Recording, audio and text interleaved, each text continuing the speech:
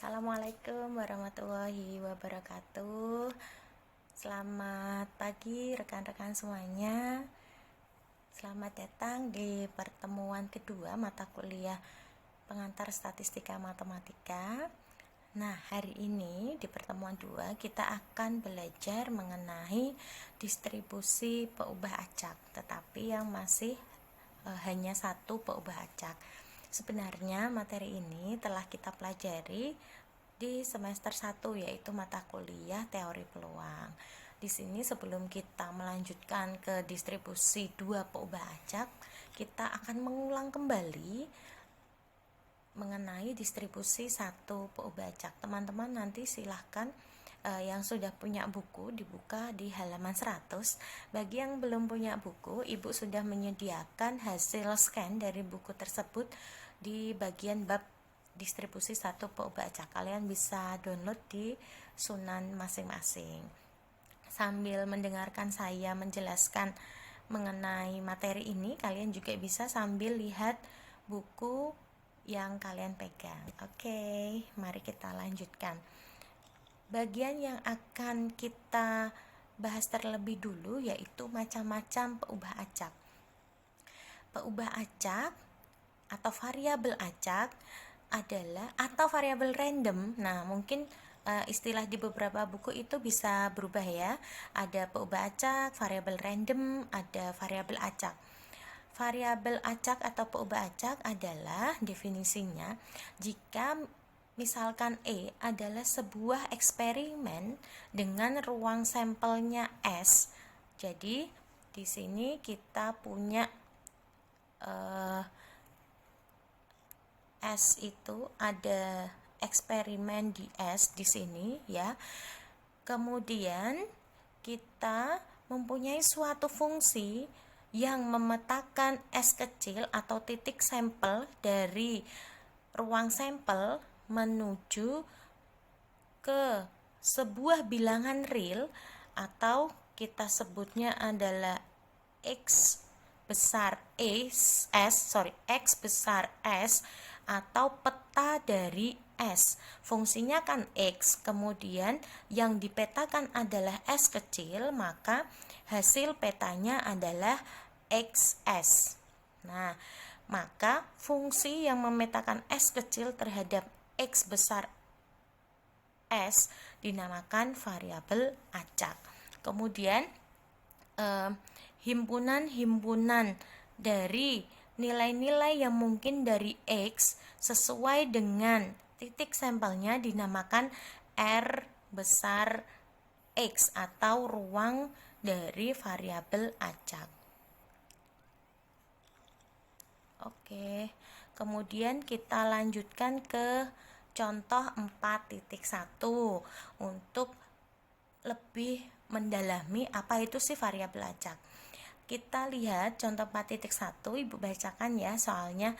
Misalnya Sandi melakukan pelemparan 2 buah mata uang logam Rp100 yang seimbang secara sekaligus. Jadi uangnya ada 2. Kemudian jika X menunjukkan banyaknya tulisan Bank Indonesia yang terjadi, atau kalau di uang logam kan ada huruf, ada gambar. Nah, artinya ketika muncul huruf, kalau dulu kan yang semester 1 kan muncul angka atau gambar ya, A sama G. Kalau yang di contoh 4.1 ini H dan G. X menunjukkan banyaknya huruf yang terjadi, maka apakah X merupakan sebuah peubah acak? Kita selidiki dulu, kita cari dulu ruang sampelnya. Dari kejadian melempar 2 buah mata uang logam. Nah, teman-teman bisa mengingat kembali dulu ketika uang logam itu kan punya 2 sisi, yaitu kalau di sini huruf sama gambar. Kita bisa pakai diagram pohon. Ada huruf, kemudian dia bisa bercabang lagi huruf sama gambar. Nah, kemudian yang gambar juga bisa pecah lagi menjadi huruf dan gambar. Jadi titik sampelnya ada 4 ya. Ada huruf-huruf atau HH, kemudian HG, kemudian GH, kemudian GG. Nah, cara untuk mendapatkan ruang sampelnya bisa dengan cara seperti ini. Bisa menggunakan diagram pohon. Kemudian kita definisikan G.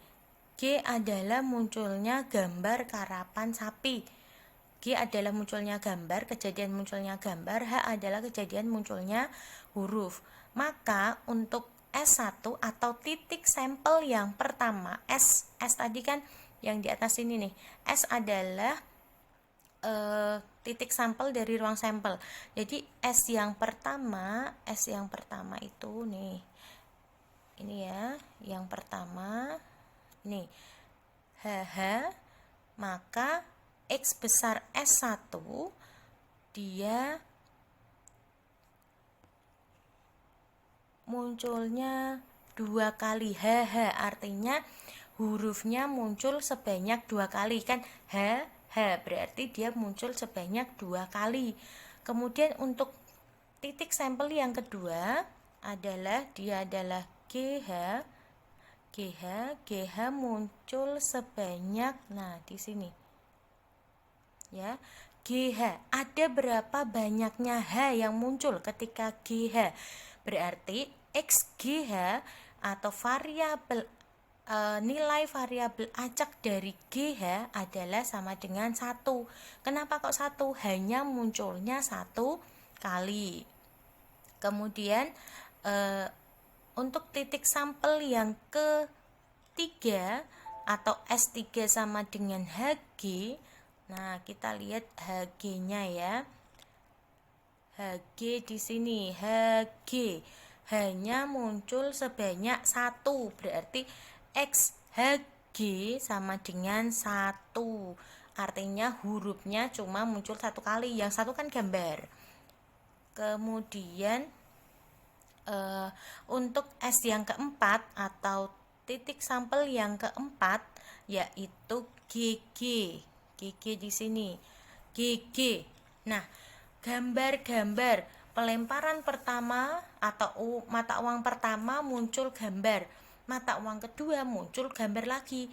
Berarti kan hurufnya tidak pernah muncul. Berarti XGG atau banyaknya huruf yang muncul sama dengan 0 karena hurufnya tidak pernah muncul. Lalu kita perhatikan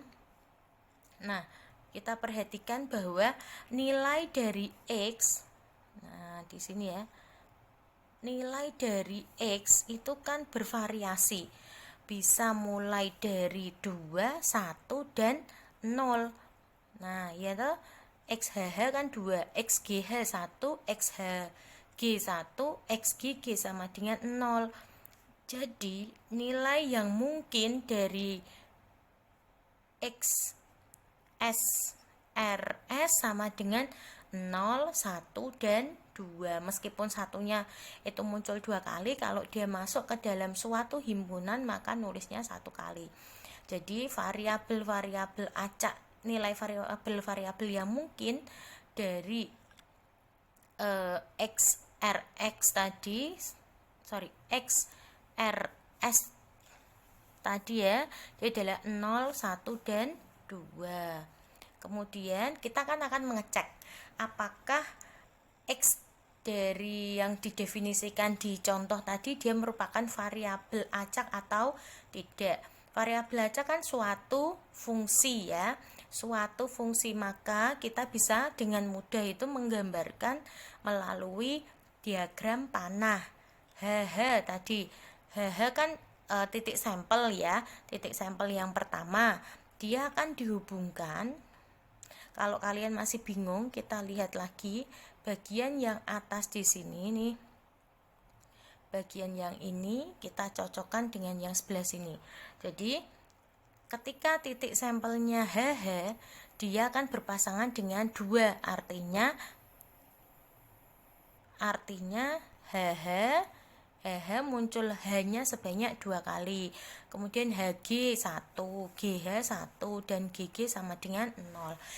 teman-teman coba diingat kembali, apa sih syarat dari suatu diagram panah, gambar dari diagram panah ini dikatakan sebagai fungsi. Fungsi itu memetakan setiap anggota domain akan berpasangan dengan tepat satu anggota kodomain. Lihat domainnya dia adalah S, ruang sampel. Ruang sampel di sini, lihat, dia hanya punya satu pasangan di R. Nah, tidak ada yang mendua ya. Meskipun nanti yang R-nya ini kan punya dua, Bu. Satu ini berpasangan dengan HG dan satunya berpasangan dengan GH. Kita tidak memperdulikan kodomainnya ya. Yang kita pedulikan hanya domainnya. Anggota-anggota domain ini tidak boleh selingkuh. Nah, karena X tadi fungsi ya, fungsi yang menyatakan banyaknya huruf yang muncul. Karena X tadi memenuhi syarat-syarat sebuah fungsi, maka X disebut peubah acak. Jadi berdasarkan perhitungan tadi kita memperoleh ruang dari X-nya, ruang dari variabel acaknya, kemudian kita buktikan juga dengan diagram panah, maka X bisa memenuhi syarat fungsi, jadi bisa dikatakan X sebagai variabel acak.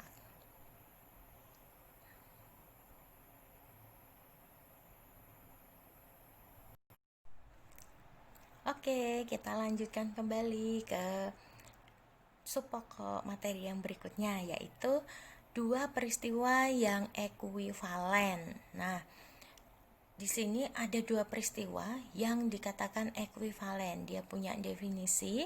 Misalkan E adalah sebuah eksperimen dengan ruang sampel S. Ya, ada sebuah eksperimen di S. Kemudian X-nya adalah peubah acak yang didefinisikan pada S dengan R. X adalah ruang hasilnya. Jadi ada ruang sampel sebagai domain dan ruang variabel acak atau Rx sebagai ruang hasilnya, dan B adalah sebuah peristiwa yang berkenaan dengan Rx, artinya B subset Rx. B-nya adalah himpunan bagian dari Rx. Teman-teman bisa lihat di gambar itu ya, B-nya masuk ke dalamnya. Nah, lihat nih yang sebelah kanan, B-nya di dalamnya Rx, artinya B adalah himpunan bagian dari X ya. Kemudian di sebelah kiri teman-teman bisa lihat, jika ada sebuah peristiwa yaitu namanya A didefinisikan sebagai A sama dengan S kecil anggota ruang sampel sedemikian hingga XS anggota dari B.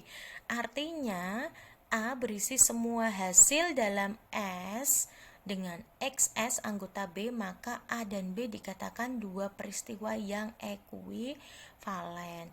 Jadi maksudnya gini nih, A itu kan di dalamnya ruang sampel, dia akan berhubungan dengan B.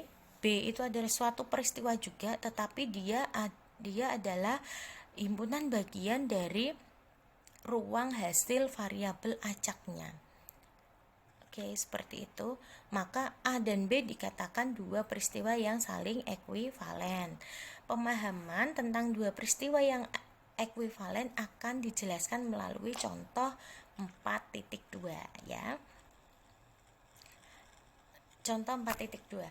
Ketika kita mengundi dua buah uang mata logam 100, kayaknya kalau contoh ini teman-teman agak susah ya, karena sudah jarang pegang uang 100 rupiah. Dia uangnya ada syaratnya yaitu seimbang dan diundi secara sekaligus dua uang logam tersebut, maka ruang sampelnya HH, HG, GH, dan GG. Saya rasa tadi sudah saya jelaskan bagaimana cara memperoleh ruang sampelnya. Kemudian jika X menunjukkan banyaknya G yang terjadi, maka nilai-nilai yang mungkin dari X adalah Rx Nah, sekarang kalau tadi kan banyaknya H yang muncul, kalau sekarang banyaknya G yang muncul. Coba kita perhatikan. Kalau yang sebelah sini nih, H, H, hanya ada yang ditanyakan G ya, X menunjukkan G yang terjadi, H, H, tidak ada G, berarti XS-nya atau nilai dari X GG sama dengan 0. Kemudian yang kedua adalah HG. HG, G-nya muncul sebanyak 1 ya. GH, nih G-nya muncul sebanyak 1. Kemudian ada GG, ini G-nya muncul sebanyak 2. Maka nilai-nilai yang mungkin dari X adalah 0, 1, dan 2. Kemudian kita cari dua peristiwa A dan B yang ekuivalen. Ternyata ada 3. Siapa sih itu? Ketika B-nya sama dengan 0. B tadi kan di sebelah kanan nih. B-nya di sebelah kanan. Nah, lihat. B-nya di sebelah kanan. Artinya B itu adalah anggota dari Rx. Nah, B-nya ketika B-nya 0. B-nya 0 akan ekuivalen dengan kejadian siapa di sini? B-nya 0, maka dia akan ekuivalen dengan kejadian A, yaitu HH. Nah, lihat, coba perhatikan. HH ketika B-nya itu sama dengan 0. Oke ya, saya rasa sudah jelas. Kemudian kita cari lagi peristiwa ketika B-nya itu sama dengan 1. B-nya sama dengan 1. B kan di sini nih, 1 ya. Kita cari siapa sih peristiwa B sama dengan 1 di sini. Kita cari peristiwa A. A itu ada di sini. Kita cari A yang nilainya X itu sama dengan 1, yang muncul gambarnya sebanyak 1 kali, yaitu HG, kejadian HG atau kejadian GH. Dia tidak bisa terjadi bersama-sama, maka dia pakainya atau nih di sini. Kejadian GH atau kejadian HG ya. Jadi A-nya adalah HG, GH. Oke, kemudian satu lagi kejadian yang saling ekuivalen yaitu ketika B-nya sama dengan 2. B-nya 2. B-nya 2 ada di sini ya. B-nya 2. Nah, B-nya 2 di sini. Ketika B-nya 2. B-nya 2. Banyaknya gambar yang muncul sebanyak 2 kali, maka kejadian A kan di sini nih. Nah, siapa yang muncul G-nya sebanyak 2 kali, yaitu GG ya. GG akan muncul sebanyak 2 kali. Maka kejadian B sama dengan 2 akan ekuivalen dengan A sama dengan GG. Nah, itu adalah contoh-contoh dari dua kejadian yang saling ekuivalen. Oke. Baru kita bahas tadi 2 materi dulu, yaitu definisi dari peubah acak. Kemudian yang kedua adalah definisi dari 2 kejadian atau 2 peristiwa yang saling ekuivalen. Stay tune dulu, nanti akan kita lanjutkan kembali untuk materi peluang 2 peristiwa yang saling ekuivalen. Kalau tadi baru definisinya, berikutnya akan kita pelajari mengenai peluang 2 peristiwa yang saling ekuivalen. Tetap ikuti video-video dari saya ya.